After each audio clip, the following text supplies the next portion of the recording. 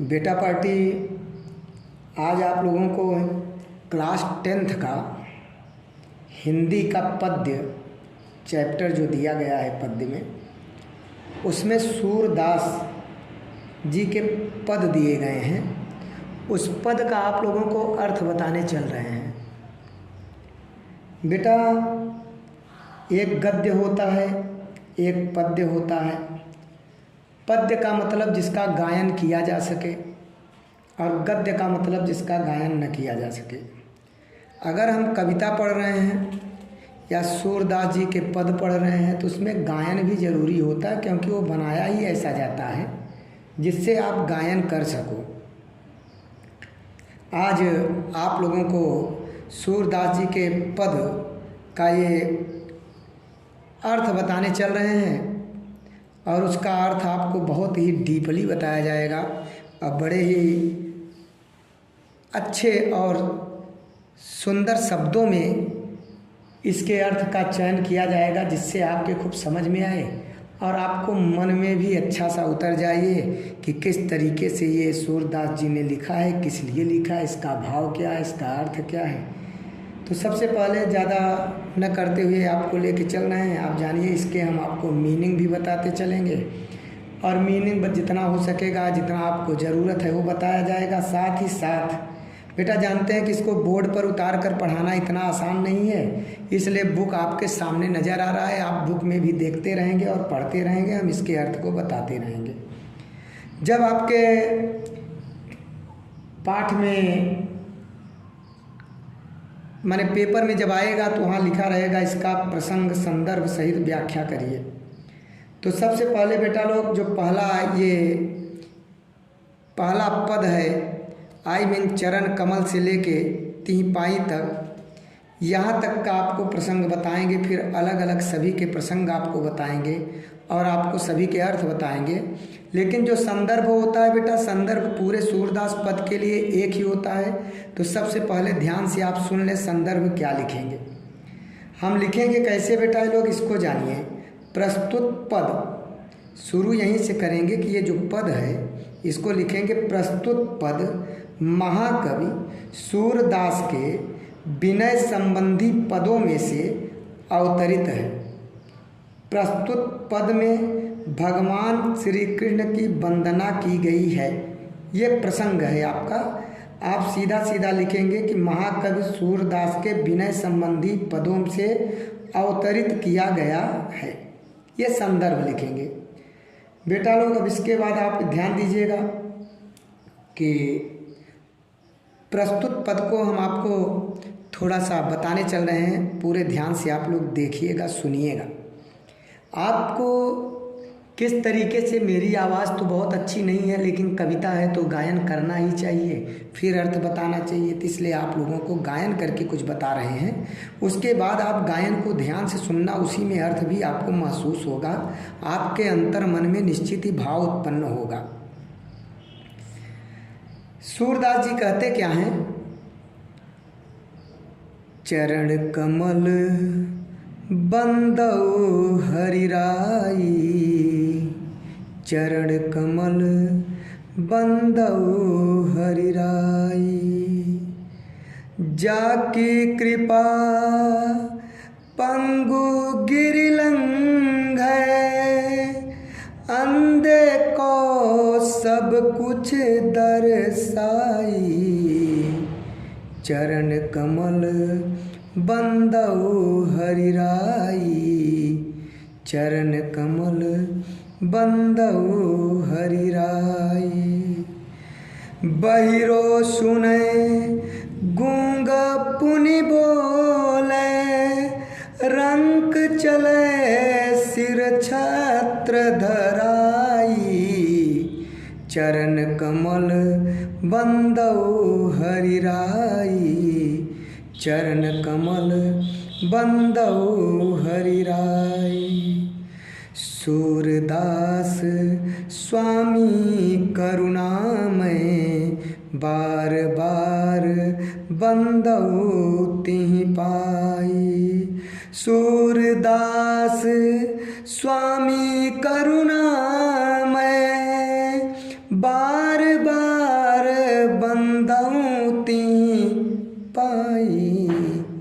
चरण कमल बंदऊ हरि राई, चरण कमल बंदऊ हरि राई। व्याख्या बेटा बताने चल रहे हैं यहाँ पे कि चरण कमल बंदऊ हरि राई। बेटा यहाँ पे राई का मतलब क्या होता है आप पे जान लीजिए, राजा। बंदव का मतलब बेटा वंदना करना, हर माने प्रभु का, अर्थात मैं भगवान, ये समझ ही रहे हो किसके लिए है, तुम भगवान का नाम ले लीजिए। मैं भगवान श्री कृष्ण के चरण कमलों की वंदना करता हूँ। हरि माने भगवान, फिर से सुन लीजिए बेटा, मैं भगवान, हरि माने भगवान, श्री कृष्ण के चरण कमलों की, चरण कमल की वंदना करता हूँ, जिनकी कृपा पंगु गिरि लंघे। आप ध्यान दीजिए बेटा, कारा जाकी माने जिनकी बात हुआ, कृपा माने कृपा हुआ, पंगु माने बेटा क्या होता है, लंगड़ा होता है, गिरि माने पहाड़ी होता है, लंघे माने लांघना होता है।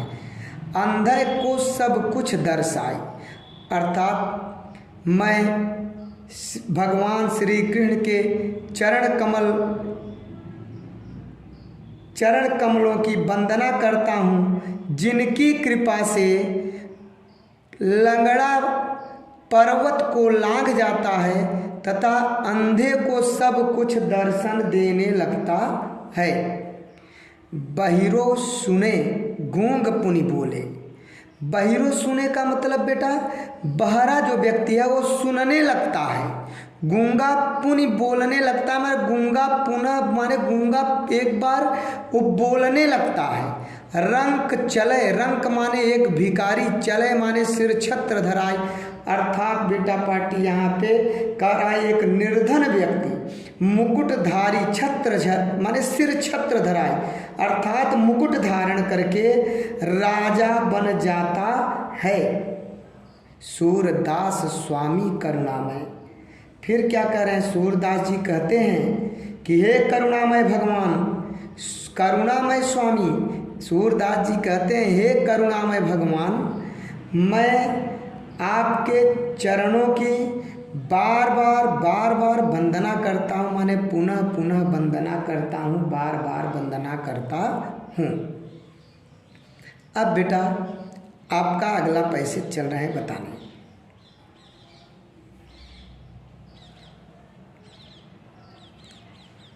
थोड़ा सा गायन करते हैं बेटा, इसको कैसे इस पद को गाएंगे और कैसे आप इसको अच्छे से गा के अर्थ भी अच्छे से बताएंगे। बेटा अर्थ भी अच्छा बताएं और गा भी अच्छा दें तो हमसे अच्छा कोई हो नहीं सकता है, ठीक है ना, न मुझसे अच्छा कोई लिख सकता है। तो आशा करते हैं आप सभी भैया बहन क्या करेंगे, इसको गाएंगे भी, जिससे आपका कार्य अच्छे से हो जाए। ध्यान दे बेटा।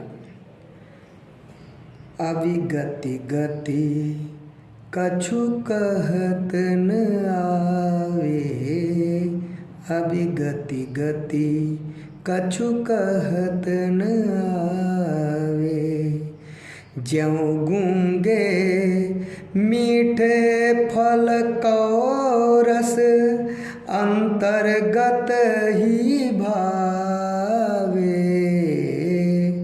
अभी गति गति कछु कहत न आवे, परम स्वाद सबहि सुनिरंतर अमित तोष उपजावे, अविगत गति कछु कहत न आवे, अविगति गति कछु कहत न आवे, मन वाणी को अगम अगोचर सो जाने जो पावे, रूप रेख गुण जाति जुगत बिनु निरालंब कित पावे, सब विधि अगम विचारहि ताते, सुर सगुन पद गावें। अविगति गति कछु कहत न आवे, रूप रेख गुण जाति जुगत बिनु, निरालंब कित पावे। अविगति गति कछु कहत न आवे। अविगति, सबसे पहले बेटा इसका मीनिंग जान लो। अविगति माने क्या होता है बेटा लोग? निराकार। और गति का मतलब इसके क्या होता है बेटा? स्थित स्वरूप। और बेटा लोग यहाँ पे एक देखिए रस दिया है। रस का यहाँ मतलब होता है बेटा आनंद। अंतर्मन तो आप ही समझ रहे हैं, अंतर्गत का मतलब अंदर ही अंदर, ठीक है। और उसके बाद परम का अर्थ होता है बेटा लोग श्रेष्ठ। और बेटा लोग अमित का मतलब अत्यंत होता है, यहाँ ध्यान रखिएगा। इस अमित का मतलब अत्यंत। तोष का मतलब संतोष होता है बेटा लोग। जो तोष आपका दिया है इसका मतलब क्या होता है? संतोष होता है। इसके तत्पश्चात बेटा आप लोग जानिए, यहाँ पे दिया है आपका बेटा अगम। अगम का मतलब जहाँ पहुँचा न जा सके। आप लोग 1 वर्ड सब्स्टिट्यूशन पढ़ते होंगे हिंदी वाला, तो आप देखते होंगे। अगोचर का अर्थ होता है बेटा दृष्टि से परे। और बेटा लोग इसी में जाने सो पावे, रूप रेख वो तो डायरेक्ट ही आप समझ रहे हो बेटा। गुण जाति जुगति, बेटा यहाँ जुगत का अर्थ होता है युक्ति। और इसके बाद बेटा निरालंब का मतलब बिना आधार के। पावे का मतलब, धावे का मतलब बेटा दौड़े। धावे का मतलब क्या है? दौड़े। सब विधि अगम विचारें तातय सुर सगुन पद गावे। अब बेटा इसी में आप क्या देखेंगे? इसका अर्थ देखेंगे। क्या कह रहा है बेटा? अविगति गति कछु कहत न आवे। कह रहा है कि निराकार। अविगति माने निराकार बेटा। अविगति माने क्या होता है बेटा लोग? निराकार, अर्थात जिसके विषय में कुछ ज्ञान ना हो। जिसके विषय में कुछ ज्ञान ना हो माने वो निराकार। तो निराकार ब्रह्म, निराकार ब्रह्म की स्थिति बेटा। स्थित गति माने बताया नहीं स्थित। निराकार ब्रह्म के गति माने स्थित तथा स्वरूप के विषय में कुछ कहत न आवे, अर्थात कुछ भी कहते नहीं बनता है या कुछ भी कहा नहीं जा सकता है। अब इसके बाद बेटा क्या है? निर्गुण ब्रह्म की प्राप्ति से मिलने वाला आनंद, इसी में आप जोड़ेंगे। निर्गुण का मतलब दूसरे शब्दों में से कहेंगे कि यहाँ पे जो निर्गुण व्यक्ति है बेटा, यहाँ क्या करा? ज्यों गूंगे मीठे फल को रस अंतर्गत ही भावे।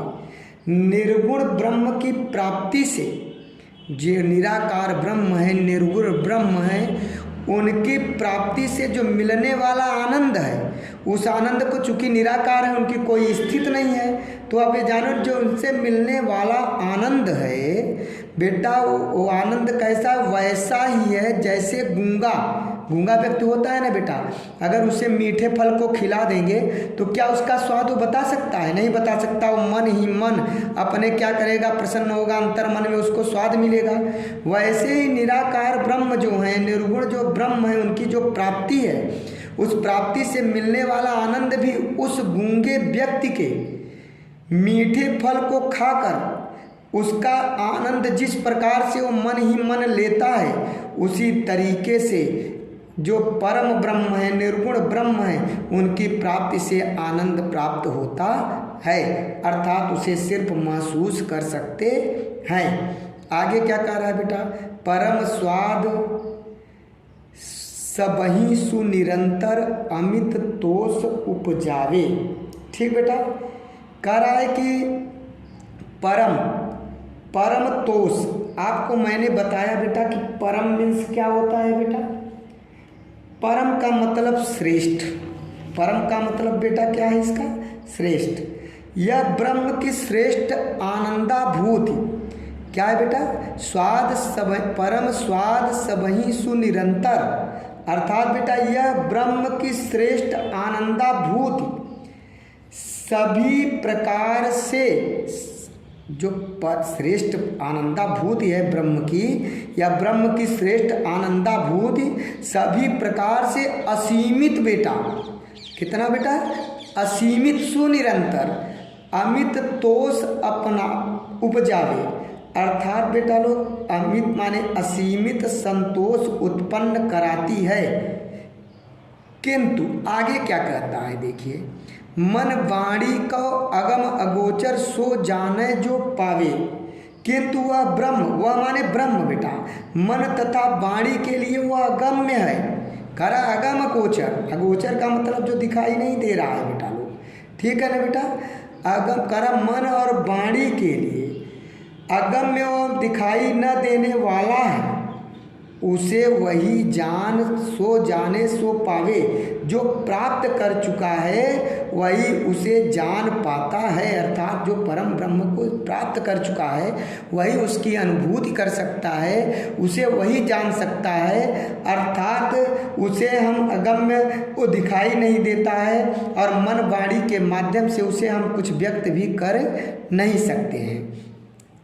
रूप रेख गुण जाति जुगति बिनु, ध्यान दीजिए बेटा लोग, यहाँ क्या कह रहा है, कह रहा है कि जो उसे प्राप्त कर, कह रहा है कि मन रूप रेख माने जिसका रूप नहीं है बेटा, जिसकी कोई स्वरूप नहीं है, जिसकी आकृति नहीं है, जिसका कोई गुण नहीं है, जिसका कोई जाति नहीं है, ऐसे स्थित में निरालंब कित धावे। कह रहा है जिसकी रेख माने रेख का मतलब बेटा क्या होता है, अर्थात जिनकी स्वरूप कोई आकृति गुण और कोई जाति नहीं है, एक माने इस प्रकार के निर्गुण परम ब्रह्म होते हैं। अर्थात दूसरे शब्दों में निर्गुण ब्रह्म बिना स्वरूप आकृति गुण तथा जाति वाला है। सब विधि अगम विचारें तातें सुर सगुन पद गावें। ऐसी स्थिति में बिना किसी आधार के मन किधर भटके, ठीक है ना बेटा।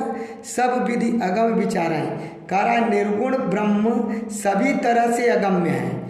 सूरदास जी कह रहे हैं कि अर्थात ये इनको हम एक तरीके से जिसकी रेख नहीं है, जिनका आकृत नहीं है, जिनका गुण नहीं है, जिनकी जाति नहीं है, जिनकी कोई स्थिति नहीं है, ऐसी दशा में हमारा मन किधर भटके ये कोई निश्चित नहीं है। निर्गुण ब्रह्म सभी तरह से अगम्य है बेटा, अर्थात कह रहा सभी तरह से अगम्य है। इसलिए सूरदास जी वही कह रहे हैं कि बेटा सूर सगुण पद गावें। इसलिए सूरदास जी सगुण भगवान के गुण में भगवान के लीलाओं को क्या करते हैं, उनके निर्गुण रूप को, उनके निराकार रूप का माने क्या करते हैं, गुणगान करते हैं।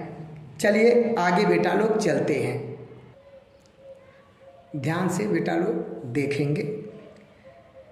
किलकत कान गुटरुअन आवत, किलकत कान गुटरुअन आवत, मणिमय कनक नंद कै आंगन, बिंब पकड़ी बैधावत, कबहु निरखी हरि आपू छाह को, कर सौ पकरन चाहत, किलकत का न घुटरुअन आवत, किलकत कान घुटरुअन आवत, किलकी हसत राजत द्वैदतिया, पुनि पुनि ती अवगाहत, कनक भूमि पर कर पग छाया, यह उपमा इक राजती, किलकत कान घुटरुअन आवत, किलकत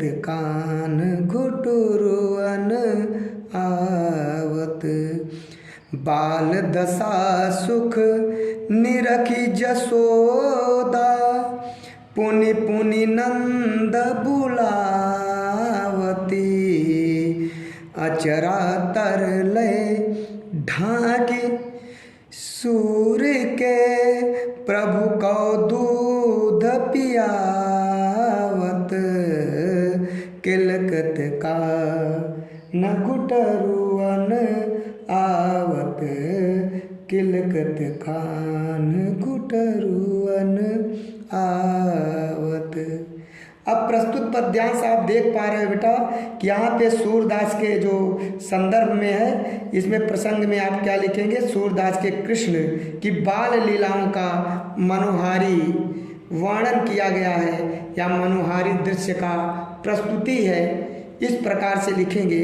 अब व्याख्या देखेंगे बेटा लोग, अपने से समझो कि हम लोगों के घर में छोटे छोटे बच्चे होते हैं और वो तो हमारे कन्हैया थे। तो कन्हैया वो भी थे कहाँ बेटा लोग, कन्हैया कहाँ थे, याद करिए, नंद बाबा के यहाँ थे। और नंद बाबा के यहाँ थे और नंद बाबा का घर कैसा था बेटा, स्वर्णमय था। आंगन उसका क्या था, कह रहा है स्वर्णमय था। उनमें बिंब माने प्रतिबिंब उनकी बनती है और उसी को क्या करते हैं, पकड़ने के लिए जाते हैं। तो चलिए अर्थ एक सुटेबल तरीके से बताते हैं, सही तरीके से।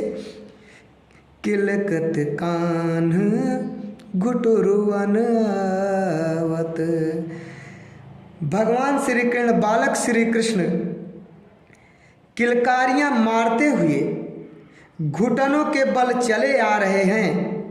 मणिमय कनक नंद के आंगन, बिंब पकड़ी बेधावत,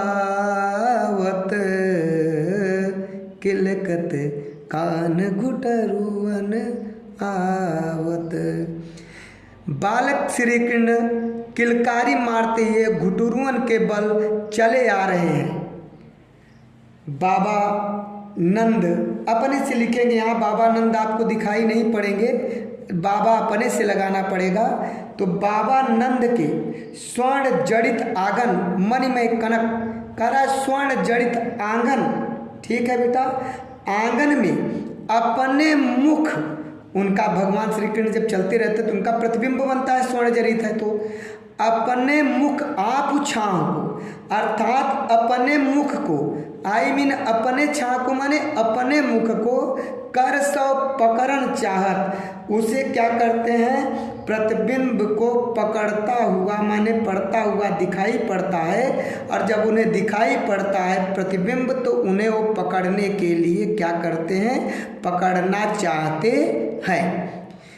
किलकी हंसत जत दो दतिया, समझ रहे हैं ना बेटा, कह रहा है किलकारियाँ मारकर क्या करते हैं, जब उसके प्रतिबिंब को, अपनी छाया को नहीं पकड़ पाते हैं, आप पकड़ लेते हैं, तब क्या होता है, कभी अपनी छाया को पकड़ते हैं, पकड़ना चाहते हैं, कभी पकड़ पाते हैं, कभी छाया आगे बढ़ जाता होगा। तो ये दृश्य देखकर अपनी छाया को जो है क्या करते हैं बेटा, पकड़ना चाहते हैं और कभी पकड़ पाते हैं, बताए ना, तब क्या कहते हैं, जब नहीं पकड़ पाते हैं आप पकड़ लेते हैं, तो कोई बच्चा होता नहीं खुश हो जाता है, तो खुश हो जाता है। तो यहाँ पे ही कह रहा है कि किलकारी मारकर हंसते समय, वो उस समय किलकारी मार देते हैं, हंस देते हैं, समझ रहे हो ना, जैसे घर में बच्चा होता है प्रसन्न हो जाता है, उसकी माँ सामने बैठी है, और किलकारी मारकर बेटा द्वय दतिया पुनि पुनि तीह अवगाहत, और बार बार वो क्या करते हैं, जब किलकारी मारते हैं तो उनकी दो दांतें स्पष्ट दिखाई देती हैं, और वे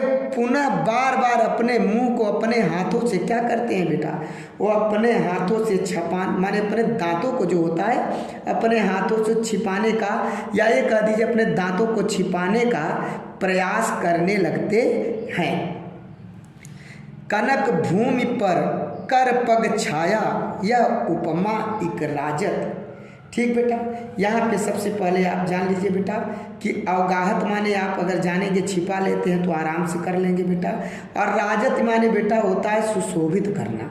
क्या होता है बेटा, सुशोभित करना। किलकारी किलक की हंसत राजत द्वय नैना, किलकारी मारकर हंसते समय उनके जो दो दांत होते हैं वो राजत माने शोभायमान हो रहे हैं, और बार बार उन दांतों को छिपाना चाहते हैं, और कनक भूमि पर कर पग छाया, यह उपमा एक राजत। अर्थात कह रहा है कि बाबा नंद के आंगन में जो स्वर्ण जड़ित आंगन है, उन आंगन में श्री कृष्ण के कर माने हाथ और पग माने पैर, हाथ और पैर के जो प्रतिबिंब पड़ते हैं, यह उपमा एक राजत। उन्हें देखकर एक उपमा सुशोभित होती है, शोभायमान हो रही है, या एक उपमा ठीक बैठती है, या एक उपमा ठीक बैठ रही है। करि करि प्रतिपद प्रतिमनि वसुधा कमल बैठकी साजत। कर आए कि ऐसा प्रतीत हो रहा है, कैसा बेटा लोग, कि मानो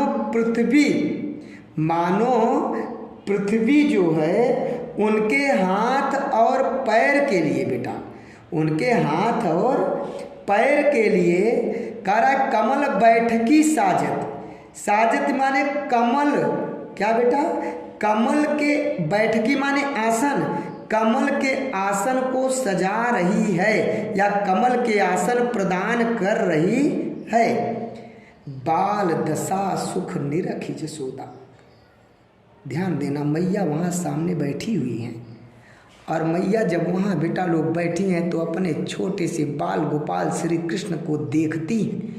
तो देखने के तत्पश्चात माता यशोदा बाल अपने पुत्र बालक श्री कृष्ण की और निरख रही हैं, देख रही हैं, और देखकर जो उनके सुख उन्हें प्राप्त हो रही है, उनकी सुलभ लीला को देखकर जो अनुभूति कर पा रही हैं यशोदा मैया, उससे उनको अत्यधिक प्रसन्नता, पुनि पुनि नंद बुलावत, यह अत्यधिक प्रसन्नता मिलती है। और प्रसन्न होकर वो चिल्लाती हैं, अरे नंद बाबा सुनते हैं, नंद बाबा सुनते हैं। अर्थात नंद को भी बुलाने का प्रयत्न कर रही हैं कि अपने बाल गोपाल का लीला दिखा दें। तो वही कहते हैं, पुनि पुनि नंद बुलावत, और बार बार नंद को बुलाती हैं कि नंद बाबा देखिए ना बेटा कैसा कर रहा है। ऐसे बुला रही होंगी, थोड़ा सोचो कैसे कह रही होंगी।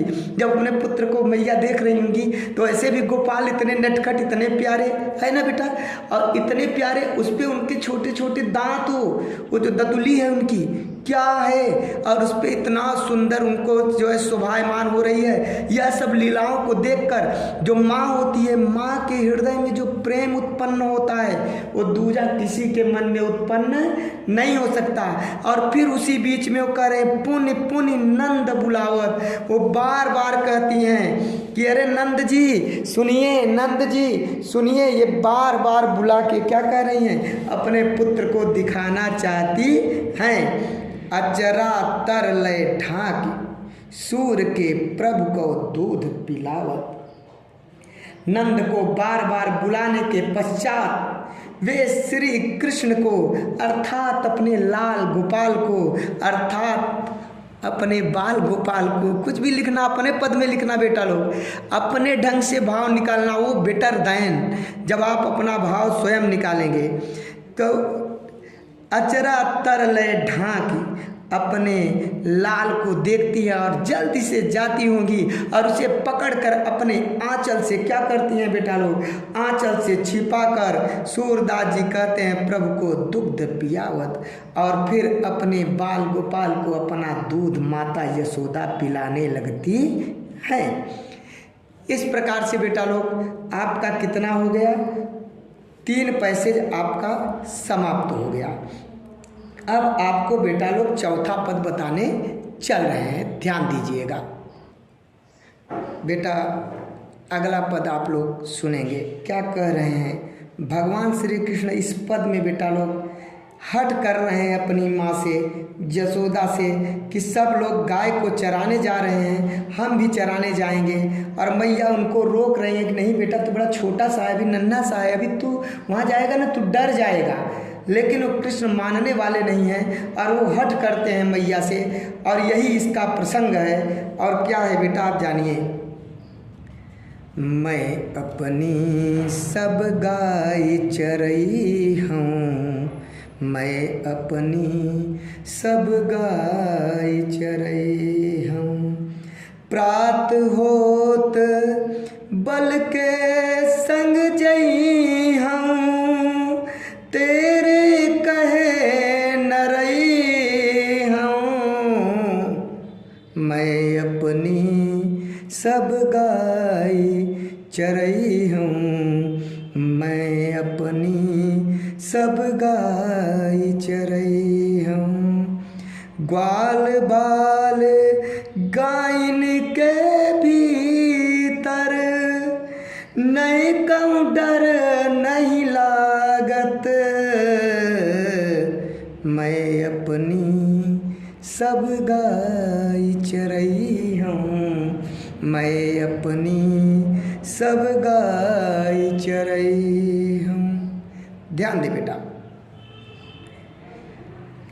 श्री कृष्ण जी अपनी माँ यशोदा से बेटा हट करते हुए कहते हैं, क्या कहते हैं कि माँ मैं, यशोदा से कहते हैं कृष्ण कि माँ गाय चराने मैं भी जाऊंगा। और वे उसके तत्पश्चात क्या कहते हैं, मैं गाय चराने जाऊंगा, साथ ही साथ सभी गैया को मैं चराऊंगा। प्रात होत बल के संग जइयों, तेरे कहे न रहियों। सुबह होते ही, बल माने बलराम, क्या बेटा, बल माने बलराम, कह रहे हैं कि सुबह होते ही तू चाहे जितना मुझे रोके, तेरे कहे न रही हूँ, तू चाहे जितना रोक ले मैया, मैं रुकने वाला नहीं हूँ। मैं भी बलराम के साथ साथ ही गाय चराने जाऊँगा।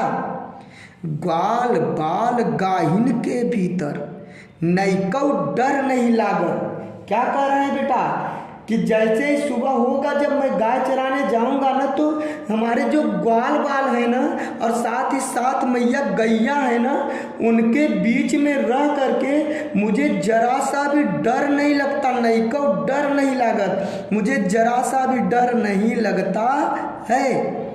आज न सोवम नंद दुहाई, भगवान श्री कृष्ण नंद बाबा की कसम खा के कहते हैं, मैया यशोदा से कहते हैं कि माँ सुन ले, नंद बाबा की कसम खा के कह रहा हूँ, मैं सोऊंगा नहीं, रैन रहूँगो जागत। रात भर हम रैन माने रात भर रहूँगो जागत, मैं रात भर मैं पूरा जागता रहूँगा।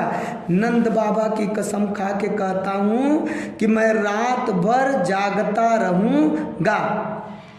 और ग्वाल सब गाय चरई हैं, मैं घर बैठे रही हूँ। अरे वाह माँ वाह, कहते हैं नंद बाबा, ओ ग्वाल माने श्री कृष्ण कि मैया सोचो थोड़ा सा, सारे के सारे ग्वाल बाल गाय चराई हैं चाहिए, सारे के ग्वाल बाल गाय चराए जाओ, मैं घर पे बैठा रहूँ। बोलो माँ, मैं घर पे बैठा रहूँ, वही कह रहे हैं कि अरे वाह। और ग्वाल सब गाय चराई हैं, सारे के सारे ग्वाल बाल जितने हैं, बलराम भैया भी सारे लोग गाय चराएंगे, और मैं घर पे बैठा रहूं। सूर श्याम तुम सोई रहो, अब प्रात जान में दय हो।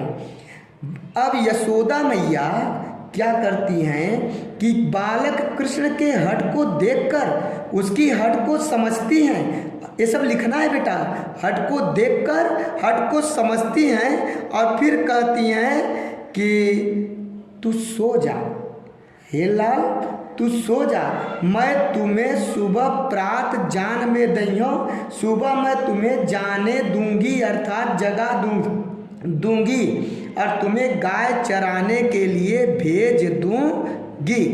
इस प्रकार से बेटा 4 पैसे जुआ।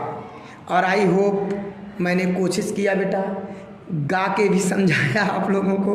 बेटा पट्टी एक्चुअल क्या है ना कि गला तो उतना नहीं है मेरे पास, लेकिन ये है कि इसलिए गाया कि मुझसे अच्छा तो मेरे बच्चे हैं, और मेरे बच्चे उसको लय ताल चाहिए, और लय ताल मिल जाएगा तो मेरे बच्चे इतने मधुर स्वर में अपने क्लास में गाएंगे, इतने मधुर स्वर में उसके अर्थ बताएंगे कि वहाँ के क्लास के एक बच्चों के हृदय में वह दृश्यावलोकन होने लगेगा। वह दृश्य जो कृष्ण घुटरवन के बल आ रहे हैं, या वो कृष्ण जो मैया यशोदा से कह रहे हैं कि ना ना ना मैया मैं भी गाय चराने जाऊंगा, और वो दृश्य जो नंद की कसम खा मारे सोचो, छोटा छोटा बच्चा किस तरीके से कसम खाता है कि मैं नंद बाबा की कसम खा कर रहा हूँ, मैं रात भर जागूंगा, जाऊंगा जरूर मैया, अब तुम्हारी बात ना मानूंगा। वैसे भी सभी छोटे छोटे बच्चे अपनी माँ से ही हट करते हैं, और कृष्ण भी अपने माँ यशोदा से क्या कर रहे हैं, हट कर रहे हैं। वहीं पहले पैसेज में कृष्ण सूरदास जी ने क्या किया, भगवान श्री कृष्ण के उनके गुणों का बखान किया है, गुणगान किया है। अब दूसरे में क्या किया है, उनके निराकार परम ब्रह्म का, इसमें निराकार परम ब्रह्म का, उन्होंने निर्गुण परम ब्रह्म का क्या किया है बेटा लोग, उन्होंने एक अनुभूति कराया है कि हम व्यक्त नहीं कर सकते, उनको महसूस सिर्फ कर सकते हैं। जैसे एक गूंगा व्यक्ति फल खा करके उसके स्वाद को बता नहीं सकता, उसी तरीके से जो भगवान को प्राप्त कर लेता है, याद करिए, तो वही अनुभूत करता है। जैसे आप मंदिर उंदिर में जाते होंगे तो याद करिए, हृदय में क्या, मन में क्या प्रभु के प्रति श्रद्धा भाव उत्पन्न होता है। ऐसा लगता है कि जैसे साक्षात सारा का सारा सुख प्राप्त हो चुका है, ऐसा लगता है सारे के सारे कष्ट मिट गए हैं। और यही होता है बेटा लोग भगवान के शरण में रहना। अर्थात जो व्यक्ति भगवान के शरण में रहता है उसे कभी भी किसी भी प्रकार की कोई कमी नहीं होती है। अर्थात बेटा पार्टी, इस पद्य में सूरदास जी ने बड़ा ही मार्मिक दृश्यावलोकन किया है भगवान श्री कृष्ण का, और इसको हमने आपको अपनी तरफ से जितना हो सका सुंदर शब्दों में बताने का प्रयत्न किया। और गाया इसलिए बेटा लोग कि पद्य है, और पद्य बिना गाए नहीं पढ़ना और पढ़ाना चाहिए, क्योंकि पद्य की गरिमा नष्ट होती है। और यदि पद्य की गरिमा नष्ट होगी तो फिर वो पद्य नहीं रह जाएगा, क्योंकि पद्य ही तो है जो कुछ शब्द अपने से जोड़ने के लिए, एक सुंदर सा भाव उत्पन्न करने के लिए अंतर मन में जागृत उत्पन्न करता है। बेटा यह वीडियो पसंद आए तो लाइक करिए, सब्सक्राइब करिए, शेयर करिए। धन्यवाद।